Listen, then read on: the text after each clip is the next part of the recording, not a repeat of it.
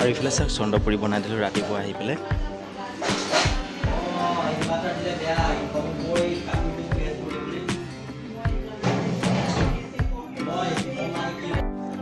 আৰু এইফালে চাওক ভুজিয়া বনাই দিলোঁ, দেখিছে? গৰম গৰম ভুজিয়া খাবলৈ খুব মজা হয়। এই পাতটো নৰসিংহ পাত দেই, ধুনীয়াকৈ তেলত ফ্ৰাই কৰি দিয়া হয়।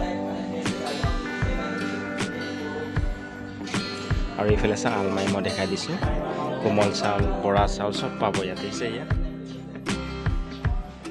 আৰু এইফালে মিঠাই আছে চাওক।